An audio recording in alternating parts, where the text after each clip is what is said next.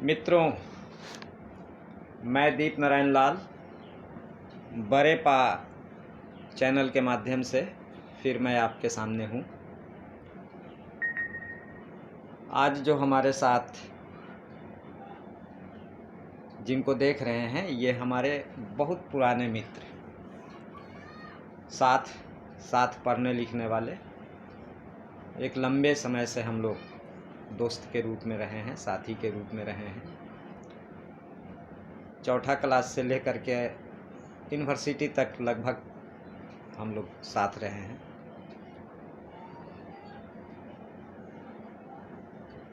साधारण तौर तरीके का बिजनेस व्यापार जो प्रमुख रूप से एक शादी, क्या इसको बोलते हैं, मैरिज ब्यूरो।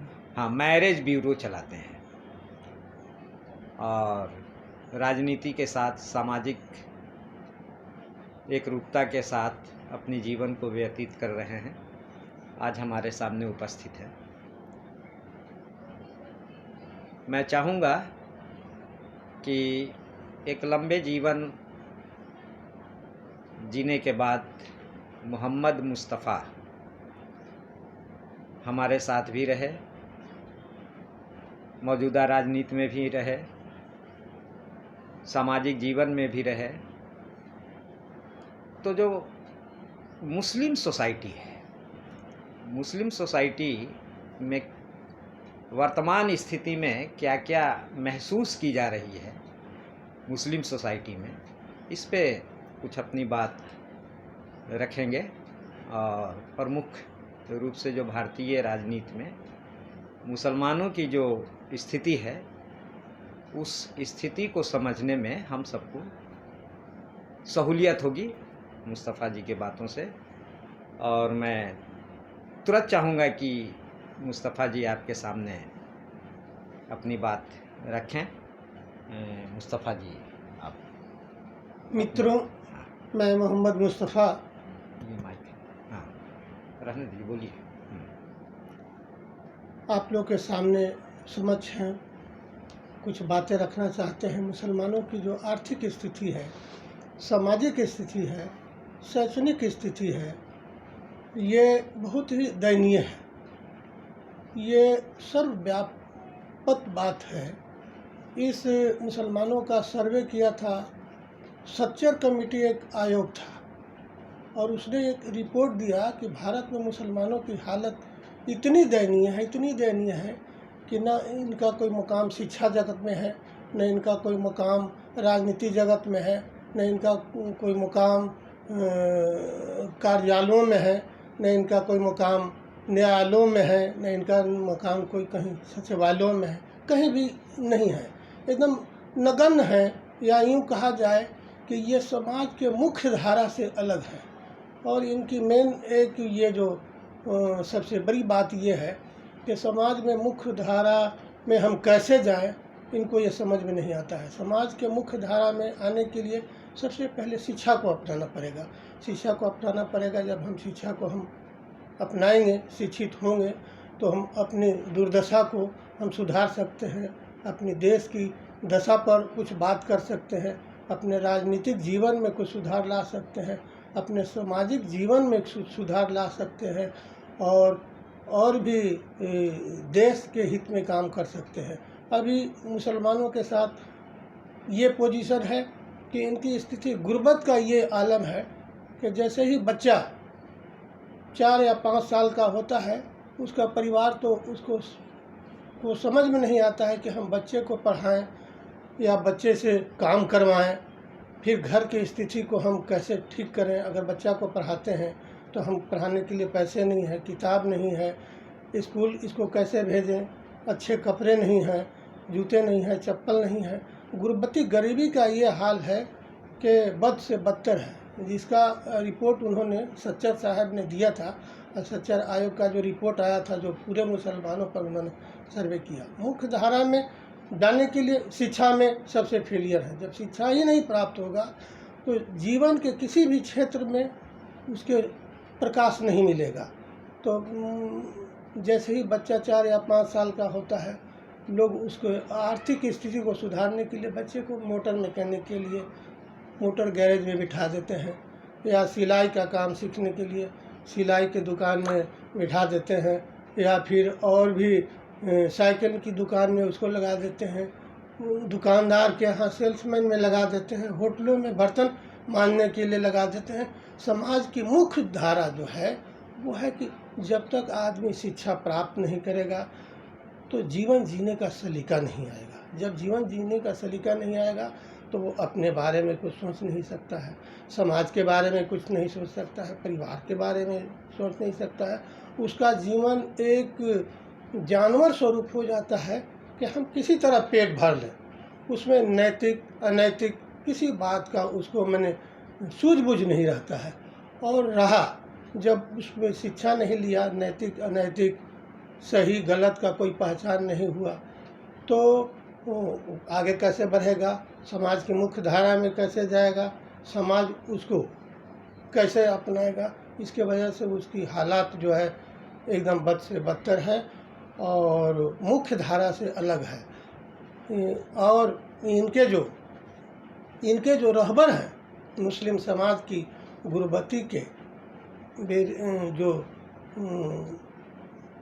उनको कहिए कि दावेदार हैं, जिनके वजह से गुरबती है कि मुस्लिम समाज के जो कुछ एक नेता हैं, कुछ धार्मिक नेता हैं और जो सामाजिक नेता हैं, इनके बिंदुओं पर, इनको पढ़ने लिखने पर ध्यान नहीं देते हैं, इनके सामाजिक स्तर पर ध्यान नहीं देते हैं, इनकी स्थिति को अच्छा बनने के बारे में नहीं सोचते हैं, उनको धार्मिक धर्मांधता के अंतर्गत उसको लाते हैं कि तुम्हारा तो ये हालत है कि बस खुदा तुम्हारी किस्मत में यही लिखा है, तुम बच्चों को पढ़ा नहीं सकते हो, तुम गरीबी में पैदा लिए हो, कर्ज में रहोगे, कर्ज में मर जाओगे, ये स्थिति हो जाता है।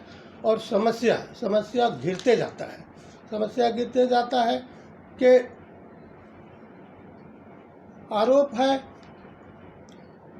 आरोप है कि सिर्फ ये बात बिल्कुल सही बात है कि मुसलमान के जितने भी कुछ एक लोग, पढ़े लिखे लोग, जागरूक लोग, कॉन्शियस लोग, जो इस समाज को पीछे रखने में कामयाब हैं, वो समाज को कहाँ ले जाते हैं, मुख्य धारा से अलग।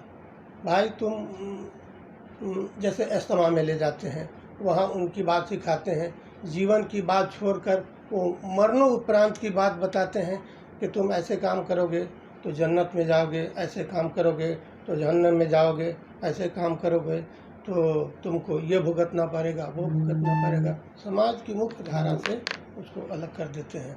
ये हालत है मुसलमानों की।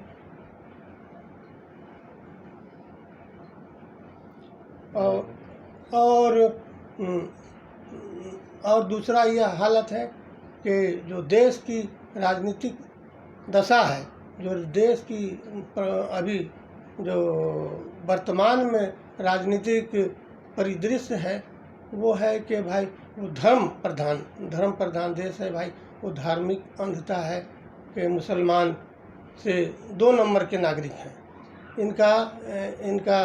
इनका न तो उपस्थिति न्यायालयों में है, न इनका अस्पतालों में है, न इनका सचिवालयों में है, न इनका कार्यालयों में है। ये 2 नंबर के हैं। इनको पढ़ने से रोका जाए या इनको आगे बढ़ने से रोका जाए। कुछ इस तरह का धार्मिक उन्माद या एक दूसरे से भाईचारा नहीं बने, एक दूसरे से प्रेम नहीं बने, सद्भावना नहीं बने। एक गांव में रह के एक दूसरे को देखा दे कि लोग पढ़े नहीं, एक दूसरे को देखा दे कि लोग अच्छा नहीं बने, अच्छा नागरिक नहीं बने, अच्छा कर्तव्य नहीं जाने और एक दूसरे को दुश्मन बना रहे, एक दूसरे के प्रति दुश्मनागत के निगाह से उसको देखे। हम हिंदू हैं भाई, ये हैं मुस्लिम हैं, तो ये हमारे दुश्मन हैं, हम इनके दुश्मन हैं, ताकि वो समाज की मुख्य धारा से अलग होके धर्म आधारित समाज में फंसा रहे और उसकी हालत बद से बदतर होती रहे। यह है भारतीय राजनीतिक। और इसका जो समस्या का जो समाधान होना चाहिए कि जितना ही समाज में प्रेम बढ़े, भाईचारा बढ़े, दोस्ती बढ़े, साथ चलने की एक रवायत पर है। एक धर्म के लोग दूसरे धर्म के लोगों के यहाँ एकदम अपने भाई समझकर आए जाएं, उससे किसी भी तरह का भय व्याप्त नहीं हो, उससे किसी भी तरह का माने कि डर व्याप्त नहीं हो, कोई संकोच नहीं हो। उनके त्यौहार में उनके साथ जाएं, अपने त्यौहार में उनको अपने साथ लाएं और मिलजुल के एक भाईचारे का के प्रमाण दें और इस देश को अपना देश समझें, इस यहाँ के नागरिक को अपना नागरिक समझें, अपना भाई समझें। यही मेरा देश है, यहाँ से हमको कहीं जाना नहीं है, यहीं पर जीना है, यहीं पर मर जाना है। लोग भारत को भारत माता कहते हैं, तो हम भी भारत में हैं, हम भी भारत माता के संतान हैं। जितने लोग हैं सब भारत माता के संतान हैं, तो सब लोग भारत माता के संतान हैं। तो भारत जैसी भूमि पर सब लोगों को बराबर अधिकार होना चाहिए। भारत जैसे देश में सब लोगों को शिक्षा के क्षेत्र में भी बराबर उसको अवसर मिलना चाहिए कि अच्छा से अच्छा माने शिक्षा प्राप्त करें। रोजगार के क्षेत्र में अवसर मिलना चाहिए कि भाई जैसे पुलिस में बहाली होती है तो मुस्लिम समुदाय के लोग भी हैं, अब दौर में आ गए तो इनको किसी भी तरह से इंटरव्यू में छांट देना है, और इंटरव्यू में आ गए तो किसी तरह से इनको मेडिकल में छांट देना है। तो इस तरह की बात कुछ समाज में व्याप्त है, कुछ राजनीतिक स्तर पर, कुछ सामाजिक स्तर पर, कुछ धार्मिक स्तर पर इस तरह की बात व्याप्त है, जिससे मुसलमानों की हालत बद से बदतर होती जा रही है और बहुत ही दयनीय और चिंतनीय बात है, सोचनीय बात है। हमारे जो धर्म गुरु हैं, वो हमारे धर्म गुरु हैं, उनको तो है कि भाई हमारा समाज में हमारा वर्चस्व कायम रहे, हमारी बात लोग माने, हमारे लीडरशिप में लोग चले, हमारे निगरानी में लोग चले। लोगों की अपनी सूझबूझ नहीं हो, वो अपनी सूझबूझ अगर उनको हो जाएगी तो वो हमारे साथ नहीं चल पाएंगे कि वो समाज की मुख्य धारा में चले जाएंगे। तो समाज की मुख्य धारा में चले जाएंगे तो उनका व्यक्तिगत विकास होगा, उनका सामाजिक विकास होगा, वो पढ़े लिखेंगे, अच्छे नागरिक बनेंगे, नौकरी में जाएंगे, अच्छे नेता बनेंगे, राजनीति में जाएंगे, अच्छे व्यक्ति बनेंगे, अच्छे डॉक्टर बनेंगे, अच्छे स्वास्थ्य सेवा में जाएंगे, अच्छे वकालत करेंगे, तो अच्छा माने कि वो न्यायालय में जाएंगे, वो अच्छा वैज्ञानिक बनेंगे तो देश के हित में अच्छा वैज्ञानिक का काम करेंगे। जैसे कलाम साहब ने एक सैंपल पेश किया भारतवर्ष के लिए, भारत माता के लिए, भारत की जनता के लिए, भारत के राजनीति के लिए, भारत के धार्मिक लोगों के लिए उन्होंने सब कुछ सक्रिय, उन्होंने शादी नहीं किया और देश के वैज्ञानिक होने के नाते उन्होंने मिसाइल मैन भी उनको कहा गया, बहुत से मिसाइल उन्होंने रिसर्च करके दिया। उसके बाद जब सर्वोच्च पद तक उन्होंने पहुँचे, वो शिक्षा के एक उनका स्कोप था, शिक्षा के माध्यम से शिक्षित थे, वैज्ञानिक हुए, जीवन के विभिन्न क्षेत्रों में अपना योगदान दिया और उनका कहीं भी कोई पर्सनल निजी स्वार्थ नहीं रहा। और वो उनके भाषण वगैरह में कहीं भी उनका जब प्रोग्राम होता था, जब वो राष्ट्रपति काल में थे, तो लोगों को प्रोमिस कराते थे कि मेरे सामने आप लोग प्रोमिस खाइए कि हम भारत के वासी हैं, हम जहाँ कहीं भी रहेंगे तो हम ऊंच नीच नहीं देखेंगे, जात पात नहीं देखेंगे, न्याय की बात पसंद करेंगे, विकास की बात पसंद करेंगे, खुशहाली की बात पसंद करेंगे, हरियाली की बात पसंद करेंगे, में जीने की सबको अधिकार मिलेगा, रक्षा की बात, सुरक्षा की बात हम पसंद करेंगे।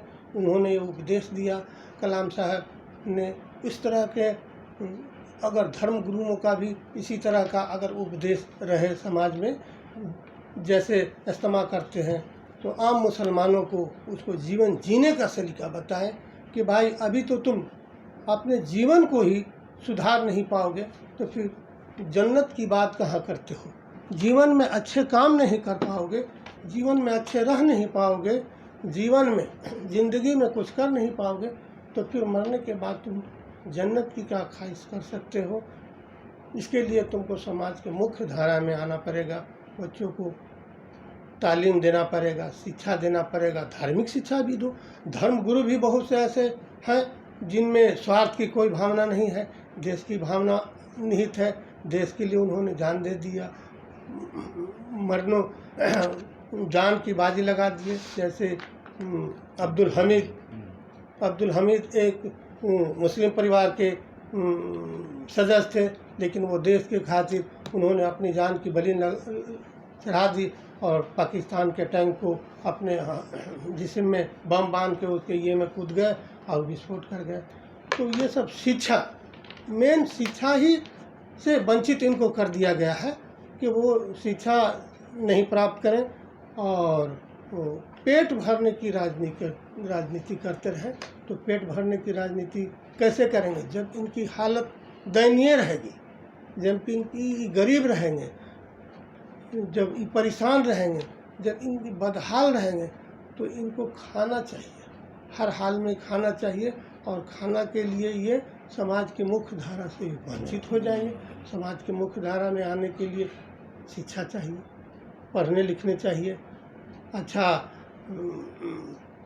खाना चाहिए, अच्छे पोशाक चाहिए, अच्छा ये चाहिए। इनकी गुर्बती का ये आलम है।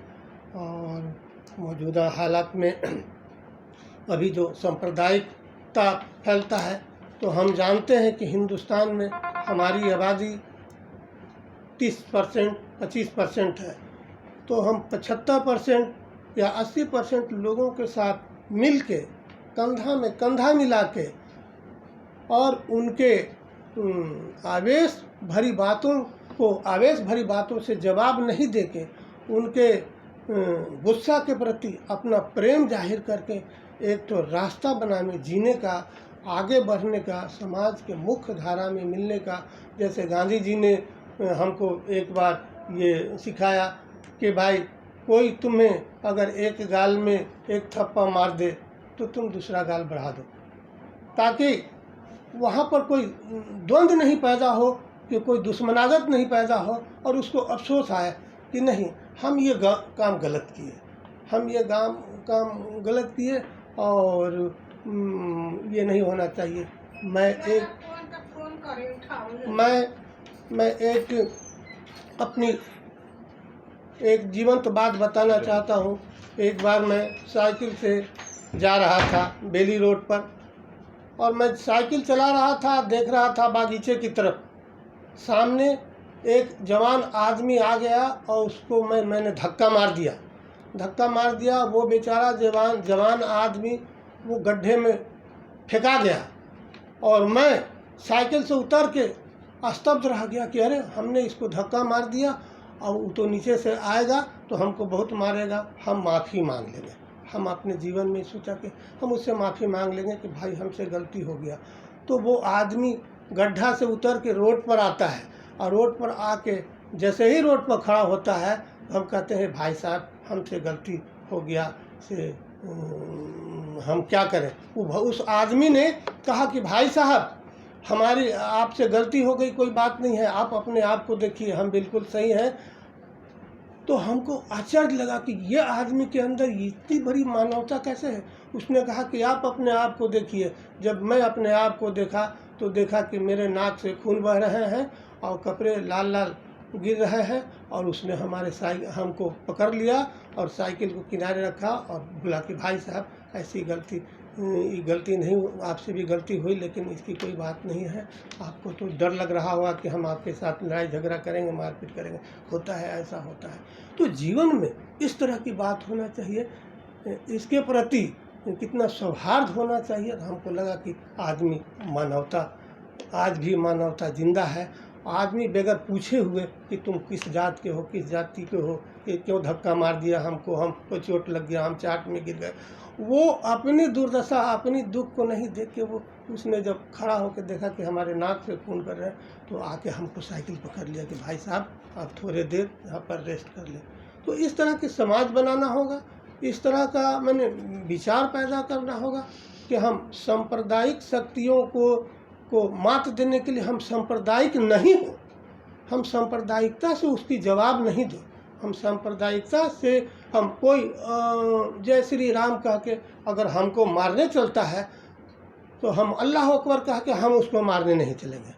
हम कोशिश करेंगे कि उसके अंदर जो गुस्सा है उस गुस्सा को कैसे हम शांत किया जाए, कैसे भाईचारा एक बनाया जाए, कैसे उसको मैंने अपने साथ अपने राह का एक दोस्त बनाया जाए, क्योंकि उसे भी मालूम नहीं है कि जय श्री राम कह के हम किसी को जान मारेंगे तो राम का तो ये चरित्र नहीं था। जय श्री राम अपने हमको ऐसा कुछ ने संदेश नहीं दिया कि भाई हमारा नाम लेके। श्री राम तो मानवता के कल्याण के लिए, अपने पिता के, अपने परिवार के खुशी के लिए उन्होंने राजपाट त्याग के और जंगल में चले गए, सब परिवार कर गए। और उनके नाम को बदनाम करके हम समाज को तबाह करने के लिए, बर्बाद करने के लिए क्यों सोचेंगे। और मुस्लिम लोग को ऐसा लगता है कि हम हिंदुस्तान में हैं, हमारी जान बकरी की तरह है, जानवर की तरह है, बकरी की माँ कब तक खैर करे। और ऐसा ये कुछ बात सत्य भी रहा है बाद के दिनों में कि एक साल में कई दंगे हुए, जान माल ये वो बचाने के डर से लोग अपने आप में एकदम भयभीत रहते हैं। हमको कैसे बचें, हमको क्या बचें, हमको बचाने वाला कौन है, बस अल्लाह हमको बचाएगा और वही हमको मारेगा। और छुप छुप के घुट घुट के जीने का एक आदत हो गया। और गरीबी से उबरने का जहाँ हमको एक रास्ता मिलना चाहिए वो रास्ता नहीं मिल पाया। शिक्षा की ओर हमको बढ़ने का अच्छा रास्ता नहीं मिला। अच्छे नागरिक सारा करना यार कितना बड़ा। हाँ बोलो। अच्छे नागरिक बनने का देश को ज़रूरत है सांप्रदायिकता की नहीं, देश को ज़रूरत है भाईचारे की, देश को ज़रूरत है प्रेम की, देश की ज़रूरत है सद्भावना की, देश की ज़रूरत है भाईचारे की, देश की ज़रूरत है समाजवाद की, देश की ज़रूरत है यहाँ आर्थिक जो डिस्ट्रीब्यूशन होना चाहिए, आर्थिक जो बंटवारा होना चाहिए, गरीबी अमीरी की जो वर्ग विभाजित समाज है यहाँ, तो गरीबों की और अमीरों की लड़ाई होनी चाहिए, धर्म की लड़ाई नहीं होनी चाहिए, जात पात की लड़ाई नहीं होनी चाहिए, गरीब की लड़ाई होना चाहिए। पहले पुरुष प्रधान देश था, अब एक थोड़ी सी क्रांति आई है समाज में कि महिलाओं को भी जीने का अधिकार मिला है, वो भी अपना सर उठा के समाज में जीना चाहती है, जी रही है अपने अधिकार के लिए। लेकिन फिर भी ये नारा आने के बाद भी सशंकित है। आज भी महिलाएं न तो वो अंधेरी रात में न तो उजाले दिन के उजाले में भी चलती है, तो उसको लगता है कि कहीं कुछ हमारे साथ कुछ असंवैधानिक काम नहीं हो जाए, कोई हमको छेड़ नहीं दे, हमको रास्ता अवरुद्ध नहीं कर दे। समाज में ऐसा समाज बनाने की ज़रूरत है कि जहाँ सब आदमी खुशहाली में जिए, सब आदमी बदहाली से दूर हो, सब आदमी स्वच्छ वातावरण में जिए, भाईचारा के साथ जिए, प्रेम के साथ जिए। और जात पात की लड़ाई, कोई भी धर्म, किसी भी धर्म ये नहीं बताता है कि आप दूसरे धर्म के लोग मार दो। धर्म एक ज़माने में जीने का तरीका बताया, एक ज़माने में जीने का सलीका बताया, खर्च करने का तरीका, काम करने का तरीका, पहनने का तरीका, खाने का तरीका, चलने का तरीका, सोने का तरीका, उठने का तरीका, सभी धर्मों ने यही सिखाया है। सभी धर्म मानव समुदाय के लिए है और मानव समुदाय द्वारा बनाया गया है, विकसित किया गया है। धर्म जैसे सृष्टि का विकास हुआ, लोग धीरे धीरे जैसे गौतम बुद्ध लंबा हो जाएगा थोड़ा सा। तो जब गौतम बुद्ध का ज़माना था तो उस में अंगुली माल नाम करके एक डाकू हुआ करता था, और उस जंगल से जो भी उस रास्ते से जो लोग भी जाते थे उसको बंद कर देता था, उसकी अंगुलियों को माला पहन लेता था। लेकिन जब गौतम बुद्ध उस रास्ते से गुजरने लगे तो अंगुली माल आया, बोला कि ठहर जा, गौतम बुद्ध ने निर्भीक होकर कहा, मैं तो ठहर गया, तुम कब ठहरेगा। और वह अंगुलीमाल को लगा कि आज तक हमसे आंख मिलाकर बात करने वाला कोई नहीं था। यह आदमी हमारे सामने बोल रहा है, मैं तो ठहर गया, तुम कब ठहरेगा। और वो गौतम बुद्ध के सामने झुक गया कि मैं समझ नहीं सका आप क्या करना चाहते हैं। और उस दिन से वह वो हत्या करना छोड़ दिया। और ये हो गया। आप रामायण की बात करते हैं, धर्म की बात करते हैं। रामायण में एक रामायण था, एक कहानी है कि वो एक आदमी राहगीर को पकड़ के और लूटपाट करता था, और लूटपाट करके और उसके सामान से अपना परिवार चलाता था। एक आदमी को पकड़ा उसने और लूटने लगा। बोला कि अच्छा ये बताओ तो तुम हमें कि ये जो तुम पाप कर रहा है, हमको मार दोगे, हमारा सामान लूटे हुए अपना परिवार को ले जाके इसको चलाओगे, तो इसके पाप के भागीदारी कौन होंगे। तो ये बात उस आदमी ने कहा कि ये बात तो कह के हमको भरमाना चाहते हैं, हम जाएं, आप भाग जाइएगा। तो नहीं, तुम हमको पेड़ में बांध दो, तुम हमको पेड़ में बांध दो और जाके अपने पुत्र से पूछो, अपनी पत्नी से पूछो, अपने परिवार से पूछो। वो गया आदमी, उस आदमी को पेड़ में बांध दिया, और वो जो डकैती करता था, मारता था, वह आदमी अपने घर में गया, अपनी पत्नी से पूछा, भाई मैं यह काम करता हूँ, इसमें इस पाप की भागीदारी में आप सहयोगी होंगे। पत्नी ने कहा कि नहीं, ये आपका अधिकार बनता है परिवार को चलाने का, आप पाप करके लाएं, मेहनत करके लाएं, इसकी भागीदारी आप है, पाप के भागीदारी हैं हम, आपके पाप की भागीदारी नहीं है। वह आदमी वहाँ आए और उस आदमी से कहा कि भाई से हमारा कोई भागीदारी नहीं, न तो पुत्र है, न पुत्री है, न माँ है, न बाप है, न कोई, हमारे पाप का कोई भागीदारी नहीं। तो फिर तो जब तुम्हारे पाप का कोई भागीदारी नहीं है तो फिर कर्म क्यों कर रहे हो, हत्या क्यों कर रहे हो। तो हमको कुछ नहीं समझ में आता है। तो तुम आज से राम राम बोलो। उसको राम राम नहीं बोलना आता था, तो तुम वो राम बोलता था मारा मारा, मारा मारा बोलते बोलते राम राम करके, और वह एक अच्छा आदमी बन गया और उसने एक रामायण लिख दिया। तो जिस राम के नाम लेके एक आदमी, एक डकैत आदमी, एक चोर आदमी, एक गंदे चरित्र का आदमी उस राम का नाम लेके एक महान आदमी बन गया, एक वाल्मीकि जैसे आदमी बन गया, रामायण लिख दिया, और उसी राम के नाम लेके आज हम चलते हैं हत्या करने के लिए, जीव हत्या करने के लिए, समाज को तोड़ने के लिए, समाज को बिगाड़ने के लिए। राम की आत्मा अगर कहीं हमको देख रही है, कहीं अगर सुन रही है, तो कहे कि क्या राम के भक्त का यही आचरण है कि राम के नाम लेके जीव हत्या करें। राम ने यही सिखाया, राम ने यही बात की। इस बात की समाज की ज़रूरत है, देश को बचाने के लिए, समाज को बचाने के लिए, नारी सशक्तिकरण के लिए, बेटी पढ़ाओ बेटी बचाओ के लिए। खत्म करो। इस बातों के साथ मैं अपनी बात को समाप्त करता हूँ। जय हिंद, जय भारत। थैंक यू मुस्तफ़ा, बहुत अच्छा लगा, बहुत बढ़िया। तो मित्रों, आज मैं मुस्तफ़ा से बात कर रहा था। मुस्तफ़ा जी अपनी पूरे हृदयता के साथ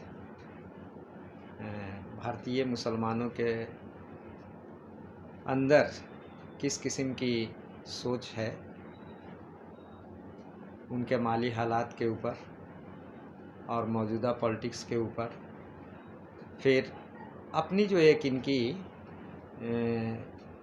भारतीय कल्चर में जो रहे हैं, तो धर्म के बारे में भी आपने इनसे सुना। ये भी एक काबिल तारीफ़ बात है कि इस्लामी कैलेंडर को देखते हुए, इस्लामी हिस्ट्री को देखते हुए, भारतीय संस्कृति में राम की कहानी, गौतम बुद्ध की कहानी और भी बहुत कुछ जानते हैं, रखे हैं। तो आज का प्रोग्राम मेरा यहीं समाप्त होता है मित्रों। फिर अगले एपिसोड में बरेपा चैनल से मिलेंगे। थैंक यू, नमस्कार।